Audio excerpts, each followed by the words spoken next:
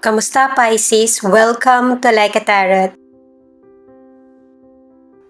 Alamin natin kung anong makukuha nating energy ngayon para sa mga Pisces. Paalala para sa mga bagong viewers na ang reading na ito ay timeless reading. General reading, ano man ang edad mo or gender mo, kunin mo lang kung ano yung akma sa sitwasyon mo.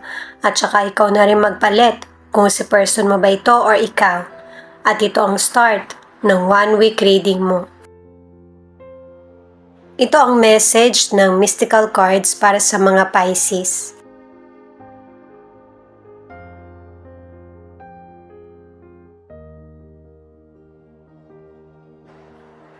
Itong card na ito ang nagsasabi na magkakaroon ng pagbabago sa relasyon nyo na makakabuti, pero meron din na ang tingin mo ay nakakasama. Kasi itong transformation na ito ay yung mas magpapalalim pa sa relasyon nyo. May mga challenges na para malaman kung gaano kahalaga ang isa't isa. Itong sunstone ay happy stone din ang tawag, na tingnan mo yung ibang anggulo ng buhay mo na mas magdudulot sa'yo ng kasiyahan. Lawakan din ang pangunawa sa mga sitwasyon or challenges na dumarating sa iyo. May situation or person na nagpasakit ng damdamin mo. Pero ang healing, hindi nakadepende sa iba, kundi nakadepende sa iyo. Pangalagaan mo yung sarili mo kesa sa pag-intindi sa kahinaan ng iba.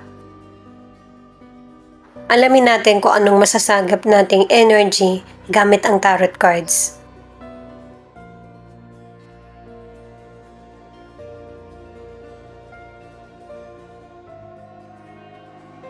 The Sun, Ten of Swords, the Strength. Ano man yung mga nasimulan mo na o sisimulan mo pa lang ay may magandang umpisa. Pero malaki ang posibilidad na mawala sa yung opportunity kung walang pag-iingat o yung hindi mo alam kung ano yung next move mo. At saka may ending yung trials na nagaganap sa buhay mo. Yung hardship ay magkakaroon din ng kapayapaan, at kung meron mang problem na matagal hindi nare-resolbahan, ay mare-resolbahan na ito. Ang ilan sa inyo sa career or negosyo, sa umpisa, napakaganda ng dating nito sa iyo. Pero nahihirapan ka ng makisabay sa nangyayari. Maaari na hindi ka na masaya sa karir mo o sa negosyo, o kaya hindi naging maganda yung takbo ng negosyo mo. Ang iba naman nawalan ka ng trabaho. Pero i-ready mo yung sarili mo kasi may magandang ihahanda ang may kapal para sa iyo na trabaho na fit sa iyo or negosyo. Ang ilan sa inyo sa relationship, totoo ang feelings ng person mo sa iyo. Pero nagkaroon ng betrayal at mas nangibabaw ang galit mo. Kasi base sa mga cards, yung person mo inagaw sa iyo. May ilang Pisces na hindi kayo kasal ng person mo. Sa ngayon, isinasaayos nyo ng person mo kung ano yung patutunguhan ng relasyon nyo. May ilan na nagpapatuloy pa rin ang relasyon. Ang ilan nagkahiwalay pero hindi kayo nagkausap na maghihiwalay na. Hindi pa opisyal. Para sa ilang single, pinag-iingat ka ng mga cards sa potential person na makikilala mo na papangakuan ka. At hindi niya tutuparin, pero meron ka pa ring makikilalang potential person na marunong mag-commit, kaya hindi mo kailangan ikalungkot kung naudlot man yung gusto mong mabuong relasyon dun sa nakilala mong potential person. The Tower, the Death in Reverse, Nine of Pentacles. Pinapakita ng cards na merong ilang Pisces na hindi ka ready para sa pagbabago. Kaya, mas lalong humihirap yung mga challenges na dumarating sa buhay mo. Kasi sa umpisang problem ay hindi mo nasolusyonan. Kung tatanggapin mo yung transformation or changes na nagaganap sa buhay mo, mas lalong magiging magaan yung dating ng buhay mo. Sa mga unang cards mo or kahit hanggang dito pinapakita na magiging maayos din ang lahat, na hindi palaging challenges ang kakarapin mo. Kaya sinasabi na sa mystical cards na unahin mong alagaan yung sarili mo. I-let go yung mga situation na nagpapalungkot sa iyo. Sa financial, nagiging mahal yung mga nagiging bayarin mo sa pangangailangan nyo, sa bahay, sa mga kailangan ayusin. At kung bibili ka ng shares or mag-i-invest, yung kilalang kumpanya at matatag. Para yung iniisip mong babalik sa'yo na financial ay naaayon. Kasi may ilang Pisces na mag-i-invest ka pero sa maling kumpanya, yung nababankrupt na. Ang ilan sa inyo sa relasyon, kung makikipag-iwalay ka, ang gusto mo ay yung legal na paraan. Kasi naka-2 cards ka na yung person mo ay nag-cheat sa iyo. Hindi mo na gustong ipilit yung sarili mo sa kanya dahil sa malaking pagbabago sa kanya.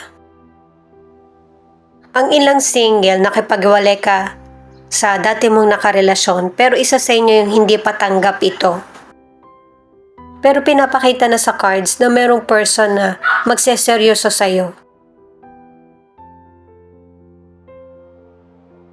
Ace of Swords, Seven of Swords, the Devil. Pinapakita ng mga cards na merong person na hinihintay na ikaw mismo yung gumawa ng hindi mabuti. Kasi gustong makagawa ng issue ng person na ito na para ito yung magiging alibay niya. At ang paalala ng mga cards, wala ka nang magagawa sa person na ito. Kasi lahat naman ng effort mo at understanding ay naibigay mo na sa kanya.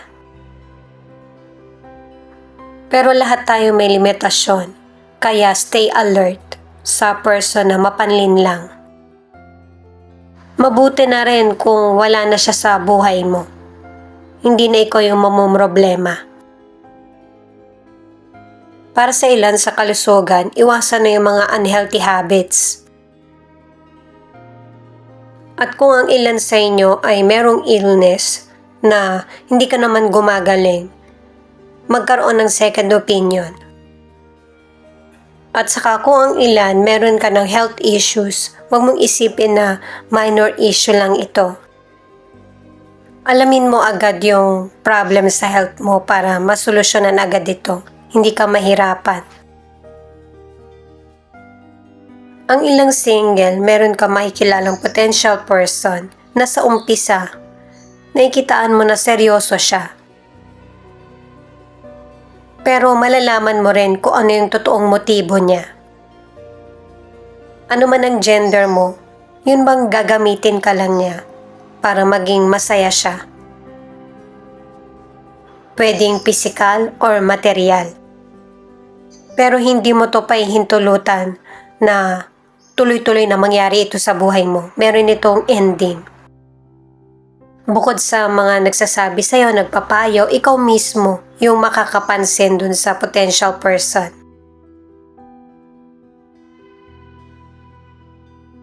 Itong The Hangman, nararamdaman mo na parang powerless ka sa mga dumarating na challenges. or hindi ka makagalaw or makausad. Pero pinapayuhan ka na ito na yung tamang panahon na para sumurrender sa situation at i-let go ito. Habang patuloy kang nakikipaglaban, nakukuha lang nung negatibong person yung positive energy mo o naaantala yung swerte mo. Pinapakita sa iyo yung iba't ibang aspeto ng buhay na para mas lubos mong maunawaan at ma-overcome yung iba't ibang situation. Ang mga nasa relationship, yung katotohanan sa relasyon nyo ng person mo ang nagbukas sa iyo para malaman kung ano yung dapat mong gawing desisyon. Ang ilan sa relationship ay active pa rin kayo ng person mo sa physical contact. Pero ito talaga yung gusto ng person mo na mangyari sa inyo. Pero alam mo to, nararamdaman mo na hindi love ang namamagitan sa inyo. Kaya ikaw na mismo yung magde-decide na putulin yung connection nyo o relasyon. Mas makakabuti sa'yo na piliin mo kung ano yung happiness mo kaysa sa kasiyahan ng iba. Alamin natin ang feelings ng person mo na pwede rin ipakita kung ano yung feelings mo kasi connected kayo sa isa't isa.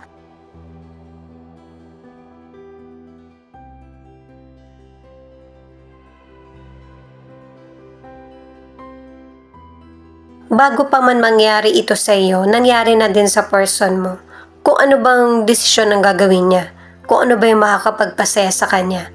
At ito naman yung time mo na ikaw na yung magdedesisyon. Kung ano yung magbibigay sa inyo ng person mo ng katahimikan. Kasi ikaw man ito or yung person mo, ikaw na mismo yung sumasabotahe sa masayang energy mo. Dahil sa maling desisyon or pag-aksyon or feelings na kinikimkim sa sarili. Hindi mo to deserve na maramdaman. At soon, isa sa inyo ng person mo ang marirealize na pipiliin na ang sarili or pangangalagaan. Kailangan mo talaga itong gawin dahil sa marami ka nang naantala na tagumpay. Kasi sa umpisang cards mo pa lang, yun na dapat ang nararapat sa iyo, yung kapayapaan at success. Itong card na ito ay paalala na isa sa inyo ng person mo na hindi magiging masaya na nakikitang nakaka-move on na ang isa sa inyo. Pero maninindigan naman ang person na nakapag-desisyon na sa kung ano yung mga sitwasyon na hindi na kailangan i-apply sa sarili or hindi na dapat balikan pa. Kaya may ilang Pisces na gagawin mo sa legal na pamamaraan yung paghihiwalay. Kasi nakikita na rin sa card na ito at sa ibang cards yung kapaguran mo.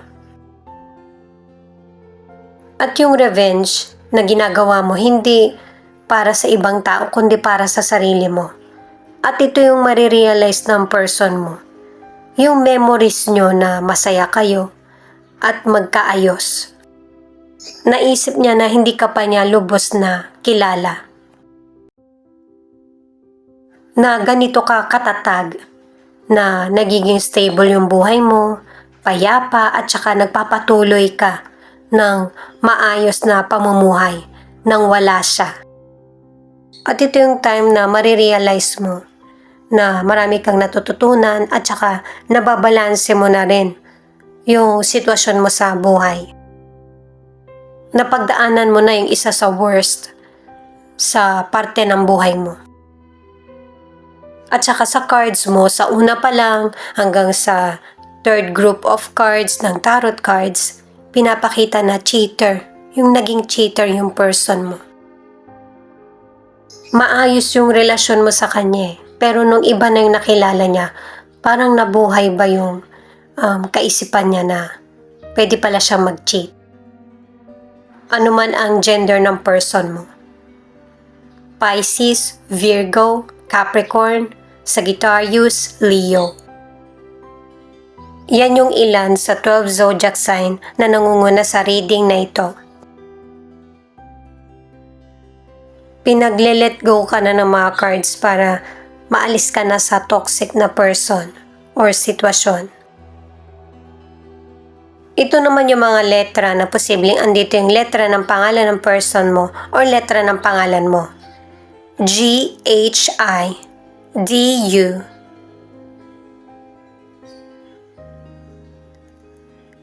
X, P, V, T, Q, N.